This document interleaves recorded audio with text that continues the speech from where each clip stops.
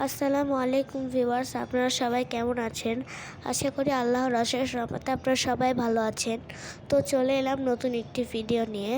আজকে আমরা শিখব বিজ্ঞান বিষয়ের দুর্ঘটনার প্রাথমিক চিকিৎসা সম্পর্কে কিছু শিক্ষা। তো চলুন আর দেরি না করে শুরু করি। তা জানার আগে প্রথমে আমরা কয়েকটি দুর্ঘটনার ধরন পড়ব। দুর্ঘটনার ধরন: গাছ থেকে পড়া, আগুনে পোড়া, পানিতে ডোবা, সড়ক দুর্ঘটনা, সাপে কাটা, তড়িতাহত হওয়া ইত্যাদি। ভিউয়ার্স, চলুন এরপর আমরা সারসংক্ষেপটা জেনে নিই। সতর্ক থাকতে আমরা সহজেই দুর্ঘটনা থেকে বাঁচতে পারি, তাই এই সতর্কতামূলক প্রতিরোধক ব্যবস্থাগুলো জানা ও তা মেনে চলা জরুরি। ভিউয়ার্স, চলুন দুর্ঘটনার প্রতিরোধ সম্পর্কে আরও কিছু জানি। খেলার সময় আঘাত: এরকম আঘাত থেকে রক্ষা পেতে হলে খেলার সময় অন্যদের দেখে দৌড়াবে এবং কাউকে ধাক্কা দিব না। অন্যদের এই ব্যাপারে সতর্ক করতে হবে। ভিউয়ার্স, আমরা এখন কেটে যাওয়া সম্পর্কে শিখব। ছুরি, কাঁচি বা ধারালো কিছু ব্যবহার করতে গিয়ে অনেক সময় আমাদের আঘাত বা শরীরের কোনো অংশ কেটে যায়, তাই এরূপ আঘাত থেকে বাঁচতে ধারালো বস্তু ব্যবহারের সময় আমরা বড়দের সাহায্য নিব। এতে শরীরের কোথাও কেটে গিয়ে রক্তপাত হওয়ার সম্ভাবনা থাকবে না। ভিউয়ার্স, আমরা এখন গাছ থেকে পড়ে যাওয়া সম্পর্কে জানব। গাছ থেকে পড়ে যাওয়া: বৃষ্টির দিনে কখনো গাছে উঠব না। অন্য সময় সাবধানে গাছে উঠব, যাতে পড়ে না যাই। গাছে উঠার সময় কাউকে গাছের নিচে দাঁড় করিয়ে রাখবো। ভিউয়ার্স, আমরা এখন পানিতে ডোবার সম্পর্কে কিছু শিখব। পানিতে ডোবা: আমরা অনেকে সাঁতার কাটতে বা পানিতে ঝাপাঝাপি করতে পছন্দ করি।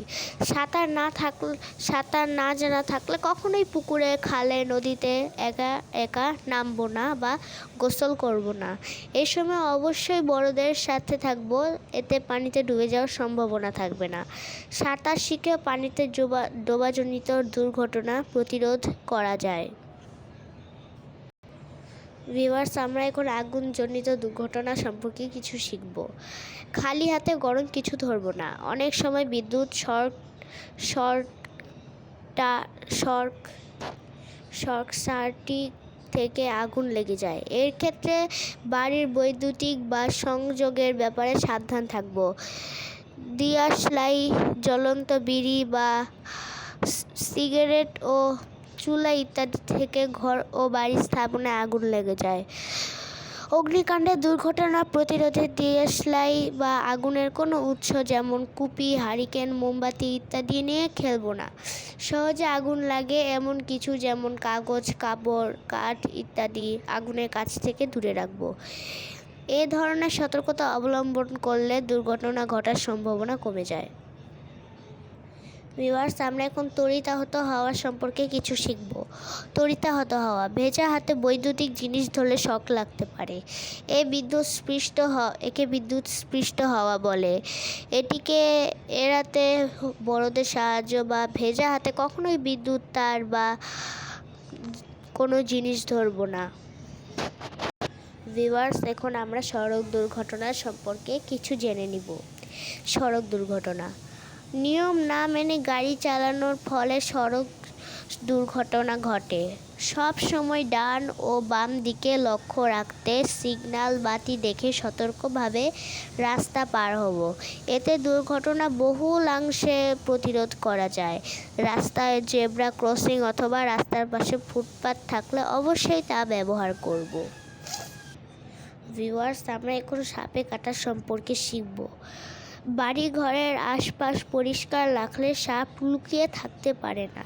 সাপ থাকতে পারে এমন জায়গা এড়িয়ে চলব। রাতে বাতি ও লাঠি নিয়ে চলাফেরা করলে নিরাপদ থাকব।